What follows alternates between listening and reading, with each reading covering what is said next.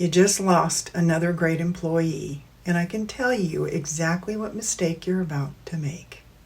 Stay with me for a minute because what I'm about to walk through might land differently than you expect. I frequently talk to CEOs and senior leaders at growing companies. They are all dealing with the same frustrating pattern. A high performer gives notice. Leadership reacts. There's a conversation about compensation, maybe a title adjustment, maybe a sincere appeal for the person to stay. And occasionally that works. More often, it buys you a few more months. But the real reason that person was looking in the first place is still there, still unaddressed, already shaping the experience of the next strong performer who's quietly starting to calculate their options.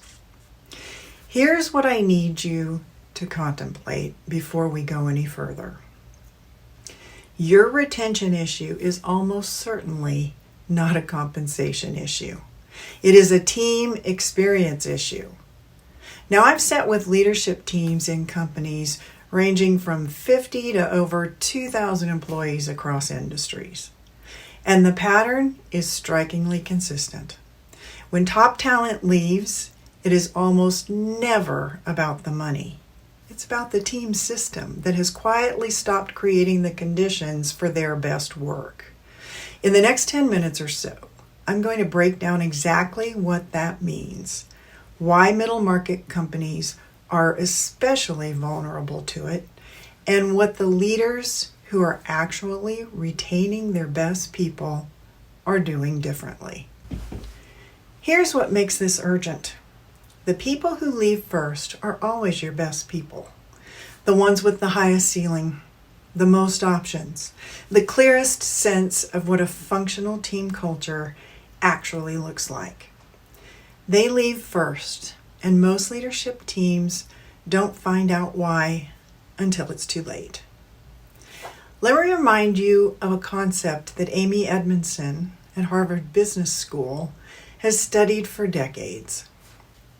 She calls it psychological safety, and in the simplest possible terms, it is this: the belief that you can speak up, challenge an idea, admit a mistake, or raise a concern without being penalized for it. When psychological safety is present in a team, performance improves, innovation increases, and people want to stay. When it's absent, talented people quietly begin their exit process. Not dramatically. They stop raising hard questions in meetings. They start investing energy in connecting with their external network. They take the recruiter's call that they wouldn't have taken 6 months ago. Now, here's the crucial piece. Psychological safety is not created by writing, "We value candor" in your culture document. It is created or destroyed by the daily behavior of your leaders, the way your senior team handles conflict in a leadership meeting, the way a manager responds when someone brings up a problem, the way your executive team communicates priorities when those priorities are messy and shifting fast. These behaviors create the teams your people work inside of every day. And in a growing middle market company, the environment is changing constantly. New managers coming in, departments scaling. The executive team stretched thinner than it was 18 months ago. That environment either creates safety or it creates something else. Something your best people recognize even before they can name it. Now here's the part of this that most retention strategies completely miss. And it's exactly why fixing the compensation package almost never resolves the real problem. This goes deeper than the individual. It goes straight to the system. Most middle market companies especially diagnose retention as an individual problem. Someone leaves, you analyze that specific situation. Someone is disengaged, you try to re-engage that person. You look at the individual tree instead of at the forest. But retention is almost never an individual issue. It's a systemic one. Here's what I mean. Picture a talented senior manager on your team. Smart, motivated, strong technical skills. 6 months into a new role, their performance begins to slide. Their own engagement quietly drops. Eventually, they take a call from a recruiter and they don't tell anyone. The surface read in this situation would be that they weren't ready. What's actually happening? They were placed into a team system with no real coaching infrastructure, reporting to a senior leader, managing 14 priorities with no bandwidth to develop anyone inside the organization. With an executive team fragmented enough that no one is quite sure what the real priorities are this quarter. That person didn't fail. They were absorbed into a system that was never designed to help them succeed. And here's the most costly part. When they leave, you hire someone equally talented into the same broken system. The cycle repeats. This is what systemic team coaching addresses directly. Not the individual, the team as a living, interdependent system that either creates the conditions for retention or quietly destroys them. Treating the team as a system means that you stop asking, what's wrong with this person? And you start asking, what does this team need in order to be the kind of place where people can genuinely thrive? That shift in framing changes everything. I want to talk about the single layer of your organization where retention is actually won or lost every single day. Because in my experience, it is probably not where most of your focus is right now. Ask most CEOs where their retention attention lives, and they point to the executive team. Understandable. Executive level turnover is expensive and it's visible. But in most middle market companies, retention is decided in the middle. Middle managers are the primary architects of the daily experience for their employees. They are the people your frontline leaders see the most. They translate executive strategy into team behavior.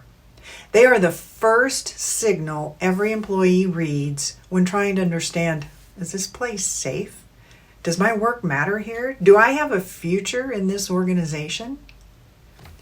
They are also, in most growing companies, the most underdeveloped layer of leadership in the building. I'll link a video about 5 warning signs your leadership team is in trouble, where I mention the implications of using AI to hollow out the middle management. Think about how most middle managers in high growth companies end up with their roles. They were exceptional individual contributors. They got promoted because of that. And now they're responsible for developing human beings, navigating complex cross-functional dynamics, and managing pressure from above, all while protecting the bandwidth of the people beneath them, often with very little preparation for any of it.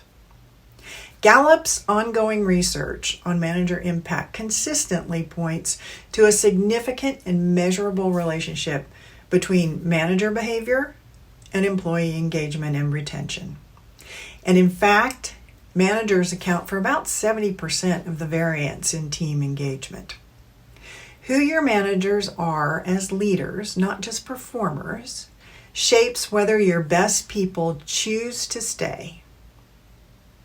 If you want to move the needle on retention, look honestly at how you're developing your middle managers, not their task performance, their capacity to create a team environment that top talent actually chooses to work within.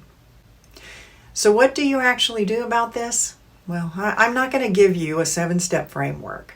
I want to give you something more useful, a fundamentally different way of diagnosing the problem. Here's what that looks like in practice. The leaders who genuinely win at retention share a specific approach.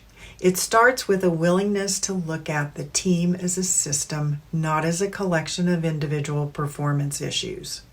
That means asking different questions. Instead of, why did she leave? Ask, what does the team experience we've created actually feel like to the people living inside of it? Instead of, how do we retain our top performers? Ask, have we built the kind of leadership system that makes top performers want to stay? These questions point towards 3 concrete areas of focus. The first is your executive team dynamics. If your senior leadership team is misaligned or operating as a loose coalition of competing priorities, that dysfunction cascades downward. Every layer below the C-suite eventually mirrors what it sees at the top. Addressing your executive team as a system is not a soft intervention, it's a business critical one. The second is your middle manager development pipeline. Promoting strong performers into leadership is often necessary and right, but leaving them without structured coaching and development, that's where the real cost begins. Investing in your middle layer is not HR overhead. It is one of the highest return retention investments available to you. The third is your feedback culture. This is where psychological safety becomes operational. Are you building an environment where people bring up problems before they become crises? Where a middle manager can tell their senior leader that a strategy isn't working without risking their career. These conditions don't happen by accident. They're built deliberately through behavior modeled from the top. And underneath all of this is a reality that deserves naming. Middle market companies right now are navigating what researchers in organizational development have described as complex adaptive change. Environments where the challenges keep shifting and the solutions require ongoing collective adjustment from the whole system. In that kind of environment, psychological safety is not only nice to have, it's the foundation that makes every other strategy possible. I want to leave you with something more useful than any framework. Because all the retention strategy, the team development, the leadership culture work, it starts with one honest question. Here's the question. Is the team experience you're currently building one that your best people would genuinely choose to be part of if they had complete visibility into every other option available to them? Not based on what your company motto or core values say, based on what it actually feels like to show up at your company on a difficult Tuesday morning when the pressure is real. Your best people are asking themselves some version of this question every single day. The leaders who build teams worth staying for are the ones who ask it first. If this conversation shifted something for you, subscribe to this channel. Every month, I share practical insights for middle market leaders who are serious about the work of building better teams. And if you want to go deeper on your specific retention challenge, there's a Calendly link in the description of this video so you can have a direct conversation with me when you're ready for that. The best team you've ever led is still ahead of you. Keep leading with clarity, curiosity, and courage. Thanks for watching.